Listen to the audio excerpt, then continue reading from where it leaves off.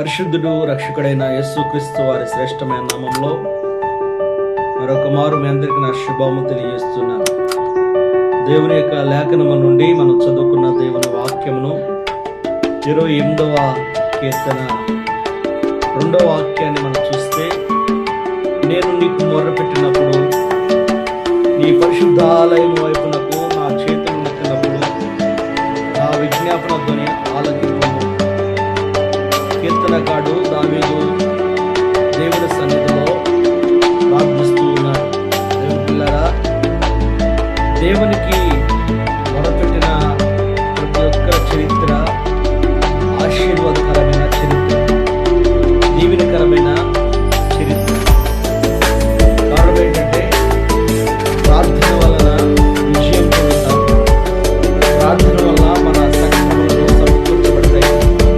ప్రార్థన చేత అవమానములను ఆశీర్వాదంగా మార్చబడతాయి. ప్రార్థనే మన స్థితిగతులను మారుస్తూ ఉంటుంది. ప్రార్థన వల్ల నేను పొందిన కొందరు వ్యక్తులను మీకు చూపిస్తాను. యాకోబు ప్రార్థన చేస్తూ ఉన్నాడు. యాకోబు 2 పర్యములు ప్రార్థన చేశాడు. ఒకసారి తన తల్లిదండ్రుల నుంచి విడిచి వెళుతూ ఉన్నప్పుడు అరణ్యములో రాత్రి పడుకొని ప్రార్థన చేస్తే ఆయన ఒక దర్శనం చూశాడు. ఆ దర్శనము ఆకాశానికి భూమికి నుచ్చిన వేయబడింది. ఆకాశానికి భూమికి నుచ్చిన వేయబడ్డ చూసిన దర్శనంలో దేవదూతలు ఎక్కటము దిగటము కనపడుతూ ఉంది. ఆయన ఉదయాన్నే లేచి ఇది దేవుని స్థలమే కానీ మరొకటి కాదని దానికి బేతేలు అని పేరు పెట్టి నూనె పోసి రాయిని తీసుకుని అక్కడ ప్రతిష్ఠించిన బలిపీఠంగా కట్టాడు. ప్రార్థన మన పరిస్థితులను మార్చేది. ప్రార్థన మన భయములను తొలగించేది. ప్రార్థన మనకు విజయాన్ని కలగజేసేది. దేవుని పిల్లరా, సింహపు బోనులో ఉన్న దానియేలు ప్రార్థన చేస్తున్నాడు. సింహపు బోనులోకి వెళ్ళిన తర్వాత ఎవరైనా సింహాలు చూస్తే చనిపోతారు, కానీ దానియేలు సింహమును చూసి కూడా భయపడలేదు. దానియేలుకున్న ధైర్యం ఏంటంటే, నా దేవుడు నన్ను బ్రతికిస్తాడు, నా దేవుడు నన్ను కాపాడుతాడు, నా దేవుని యొక్క కాపుదల నాతో ఉందన్న ధైర్యంతో సింహపు బోనులోనికి ఆయన ధైర్యంగా వెళ్ళినప్పుడు ఆ సింహాల బోనులో దానియేలు భయపడకుండానే ప్రార్థన చేశాడు. దానియేలు ప్రార్థన విన్న దేవుడు, దానియేలు ప్రార్థన అంగీకరించిన దేవుడు, సింహాల నోళ్లను మూసిన దేవుడు. దేవుని పిల్లరా, అలాగనే ఈ యొక్క పునరుద్ధానములో మనం చదువుకున్న దేవుని వాక్యము కీర్తనలు 2వ అధ్యాయము 2వ వాక్యంలో, నేను నీకు మొర్రపెట్టినప్పుడు నీ పరిశుద్ధాలయం వైపునకు నా చేతులు ఎత్తినప్పుడు నా విజ్ఞాపన ధ్వని. ఇక్కడ 3 విషయాలు కనపడుతుంది దేవుని పిల్లరా. మొదటిగా దేవుని సన్నిధిలో ప్రార్థన చేస్తున్నాడు, మొర్రపెడుతున్నాడు అనగా దేవుని సన్నిధిలో ప్రార్థన కలిగి ప్రార్థన చేస్తూ ఉన్నాడు. రెండవది, నీ పరిశుద్ధాలయం వైపునకు నా చేతులు ఎత్తినప్పుడు దేవుని పరిశుద్ధమైన ఆలయంలో చేతులు ఎత్తుతున్నాడు. మనుషుల దగ్గర చేతులు ఎత్తలేదు, మనుషుల యొక్క చేతులు చాచలేదు, మనుషుల దగ్గర సహాయము దయచేయమని వేడుకోలేదు. దేవుని వైపు తన చేతులు ఎత్తాడు. మూడవది, ఆ విజ్ఞాపనతోని ఆలకింపము అంటున్నాడు. ఏమంటున్నాడు? విజ్ఞాపనతో, నేను ఏదైతే విజ్ఞాపన చేస్తున్నానో దేవా, నా విజ్ఞాపనతోని ఆలకించుము. మొదటిగా ఆయన చేసింది మొర అనగా దేవుని సన్నిధిలో విడవక ప్రార్థన చేయటం, విడిచిపెట్టకుండా దేవుని పాదాలు పట్టుకొని గోజాడుతాం. మొరపెడుతూ ఉన్నాడు. సమాధానం దేవుడు ఇస్తున్నాడు. సమాధానం ఇచ్చేవాడు. సమాధానంతో ఆయన జీవితంలోకి నడిపించే మనకి కొన్ని సందర్భంలో ఇంకెంతకాలం ప్రార్థన చేద్దాం చాలులే ప్రార్థన అనుకుంటూ ఉంటారు. ప్రార్థన చాలు అనేది కాదు, జీవితాంతం కూడా ప్రార్థన చేస్తూనే, జీవితాంతం కూడా మనం ప్రార్థన చేస్తుంటే మనకు కలిగేది ఏంటంటే దేవుని యొక్క సన్నిధి, దేవుని యొక్క అభిషేకం. మనకి కావాల్సింది ఏంటంటే భూమి మీద మానవుడు కోరుకునేదంటే ఆశీర్వాదం, శ్రమ నుంచి విడిపించమని కోరుకుంటాడు, అవమానాల నుంచి విడిపించమని కోరుకుంటాడు. అయితే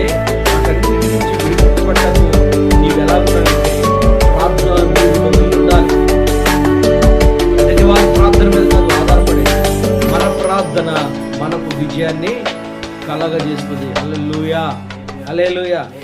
రెండవ మాట, దేవుని ఆలయం వైపు దావీదు చేతులెత్తుతూ ఉన్నాడు. ఎవరి వైపు? దేవుని ఆలయం వైపు దావీదు చేతులెత్తాడు. దేవుని ఆలయం వైపు దావీదు చేతులెత్తి ప్రార్థన చేశాడు. ఏ ప్రార్థన చేశాడు? ఎలా ప్రార్థన చేశాడు? చూడండి ఎలా ప్రార్థన చేశాడు. నా విజ్ఞాపన ధ్వని ఆలకించు. దేవుని ఆలయం వైపు చేతులెత్తి ఏమంటాడు? నేను విజ్ఞాపన చేస్తున్నాను. ధ్వని అంటే ఎలా ఉంటుంది? ఒక డ్రమ్ము తీసుకుని మోగిస్తామంటే శబ్దం కదా, వాయిద్యాలు పెట్టి మోగిస్తుంటే శబ్దం వస్తుంది, లేదా యంత్రం పెట్టి మోగిస్తే శబ్దం వస్తుంది. అలాంటి శబ్దం లాంటి విజ్ఞాపన ధ్వని చేశాడు. దేవుని దగ్గర ఎలా ఉందంటే ధ్వని, విజ్ఞాపన ధ్వని ఆలకించాడు. శబ్దం వచ్చేంత విజ్ఞాపన చేస్తున్నాడు. దేవునికి విజ్ఞాపన చేస్తాడు.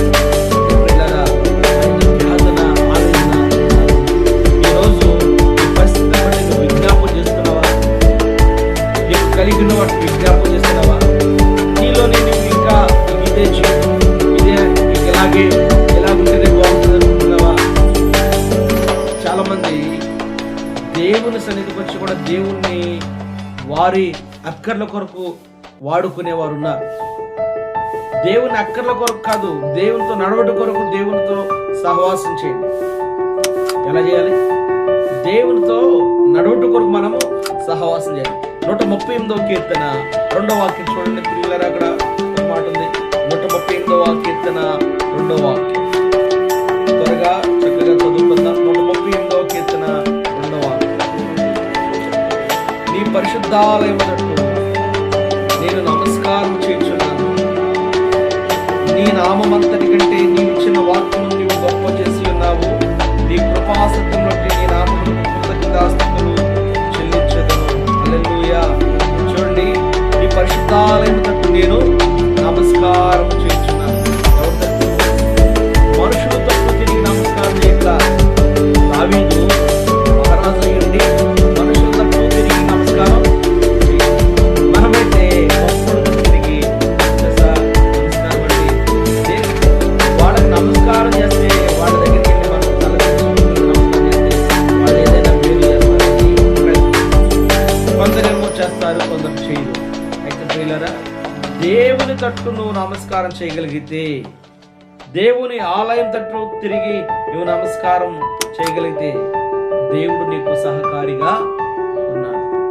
ఈ 2025 సంవత్సరం ఈ చివరి పునరుద్ధానంలో నువ్వు ఇప్పటి వరకు ఎవరి తట్టు తిరిగి నమస్కారం చేసావో ఒకసారి జ్ఞాపకం చేసి, ఇక మీదటికైనా ఇప్పటికైనా దేవుని తట్టు తిరిగి నమస్కారం చేయండి. దేవుని వైపు తిరిగి కృతజ్ఞత కలిగి ప్రార్థన చేయండి. ఆయన నీకు కావలసిన వాటన్నిటిని సమకూర్చి జరిగించేవాడై ఉన్నాడు. మనకు కావలసినన్నిటినీ సమకూర్చి జరిగించేవాడై. అయితే మనం ఎలా ఉండాలంటే ఆయన తట్టు నమస్కారం చేసి ప్రార్థన చేసి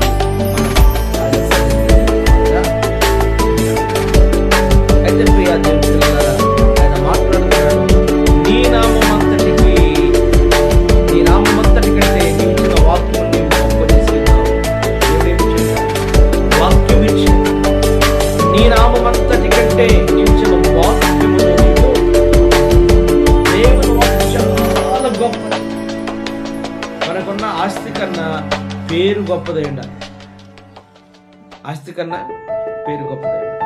కొంతమందికి ఆస్తి ఉంటుంది, బాగా డబ్బు ఉంటుంది, సహాయం చేసే గుణం ఉండదు. కొందరికి డబ్బు ఉండదు, సహాయం చేసే గుణం ఉంటుంది. ఇప్పుడు డబ్బున్న వాడి పేరు వ్యాప్తి చెందిద్దా? సహాయం చేసేవాడి పేరు వ్యాప్తి చెందిద్దా? సహాయం చేసేవాడి పేరే వ్యాప్తి చెంది. అలాగే దేవుని వాక్యము మనకు సహకారి అయింది. నెమ్మదుల్లో బాధనిచ్చింది దేవుని వాక్యం, వ్యాధుల్లో నెమ్మది కలిగేసింది దేవుని వాక్యం. మన పరిస్థితుల్లో మనకు వ్యతిరేకంగా ఉన్నప్పుడు దేవుని వాక్యమును మనం ధ్యానం చేస్తే దేవుని వాక్యం మన పరిస్థితులను ఆశీర్వాదకరంగా మార్చేది. నీ కృపా సత్యమును బట్టి నీ నామమునకు కృతజ్ఞతాస్తుతులు కృపను బట్టి సత్యము బట్టి కృతజ్ఞతాస్తుతులు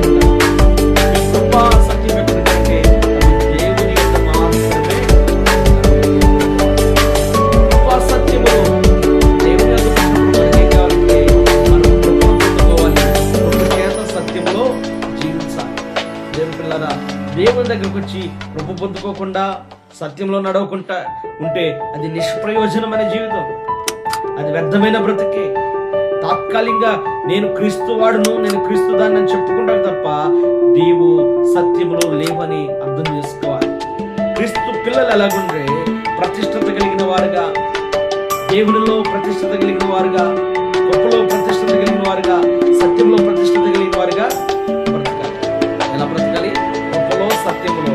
అందుకే దేవుని వాక్యము 5వ అధ్యాయం 7వ వాక్యం ఇలా మాట్లాడుతుంది. కీర్తన 5:7 ఎలా ఉంది చూడండి. చక్కని మాట ఇక్కడ మాట్లాడుతున్న మాట గమనిస్తే 5వ అధ్యాయం 7వ వాక్యం, నేనైతే నీ కృపాతిశయమును బట్టి నీ మందిరంలో ప్రవేశించదును, నీ ఎడల భయభక్తులు కలిగి నీ పరిశుద్ధాలయము దిక్కు చూచి నమస్కరించేదను. ప్రియులారా, ఇక్కడ ఎలాగ మాట్లాడుతున్నాడు భక్తుడు దావీదు? ఏమంటున్నాడంటే, కృపాతిశయమును నీ మందిరంలో ప్రవేశించదు. నేనైతే నీ కృప అతిశయం. ఎవరికి అతిశయం? దేవుని కృప దావీదుకి అతిశయంగా ఉందని. కొంతమంది ధైర్యంగా ఏ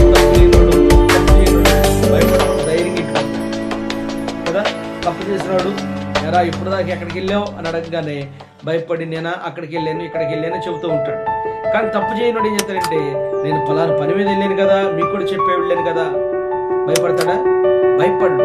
అలాగే దావీదు ఏమంటున్నాడంటే, నేనైతే నీ కృపాతిశయమును బట్టి నీ మందిరంలో ప్రవేశించాను. ఎలా ప్రవేశిస్తాడంట? నీ కృప అతిశయము, నీ కృప నాకు అతిశయముగా ఉంది, దాన్ని బట్టి నీ మందిరంలో నేను ప్రవేశించాను.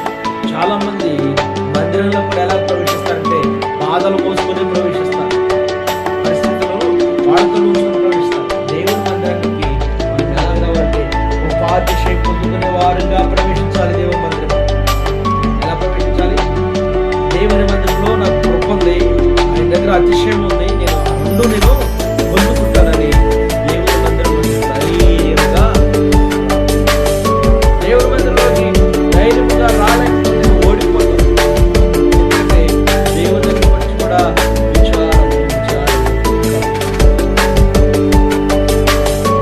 ప్రభు యొక్క విచారము, ప్రభు కొందరు మనుషులు పెడుతుంటారు, ఎవడ్రా పద్దా గెడుతూ ఉంటాడు, ఎవర్రా ఆమె పద్దా గెడిచిద్ది ఏడుకుంటున్నావు, నా ఇంటికి దరిద్రం ఏడవద్దని చెప్పరా కదా అంటూ ఉంటారు. కన్నీళ్ళు, దేవుడు నీ కన్నీళ్ళు అలా అనేవాడు కదా, నువ్వు ఏడుస్తున్నావా, నీకు బాధ కలిగిందా, నేను ఓదార్స్తానని ఆయన వాక్యం చదవాలని ఓదార్చు కదా. దేవుడు అనేక సందర్భాల్లో వాక్యం మనకి ఆదరణ కలిగిస్తుంది. ఆదరణ ఏంటంటే నెమ్మదిని, నీ ఎడల భయభక్తులు కలిగి పరిశుద్ధాలయం దేవుని భయము భక్తి కలిగి దేవుని ఆలయం వైపు చూసి నమస్కారం, దేవుని మందిరంలో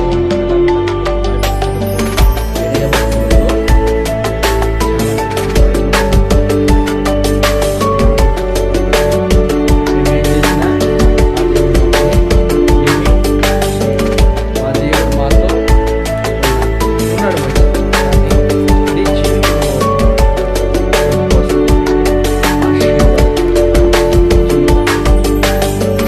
దీవెనకరమైన జీవితాన్ని ఆశీర్వాదకరమైన జీవితాన్ని పొందుకోవాలి, దీవెనకరమైన జీవితం పొందుకోవాలి. అందుకు 134వ కీర్తన 2వ వాక్యంలో ఇలా కట్టున్నాడు, యెహోవా మందిరములో, మన దేవుని మందిరపు ఆవరణలో నిల్చుండు వారులారా యెహోవాను స్తుతించుడి. ఏం చేయాలంట? దేవుని మందిర ఆవరణలో నిల్చుండు వారులారా యెహోవాను స్తుతించుడి. దేవుని మందిరానికి వచ్చినది దేనికి? మనం దేవుని మందిరానికి ఎందుకు వస్తున్నాం? ఆయనను స్తుతించడానికి వస్తున్నాం, ఆయనను గణపరచడానికి వస్తున్నాం, ఆయనతో సహవాసం చేయడానికి వస్తున్నాం. ఇక్కడికి వచ్చి కూడా దేవుని మందిరంలోకి వచ్చి విచారం ఏంటో పొగుడుకున్నోళ్ళలాగా ఉంటారు. దేవుని మందిరంలో ఎలా ఉంటారంటే దీవించబడిన వ్యక్తి అని జ్ఞాపకం. దేవుని మందిరంలో సంతోషం తప్ప దుఃఖం ఉండదు. నీవు దుఃఖంలో ఉన్నా దుఃఖాన్ని ఆయన తొలగించు.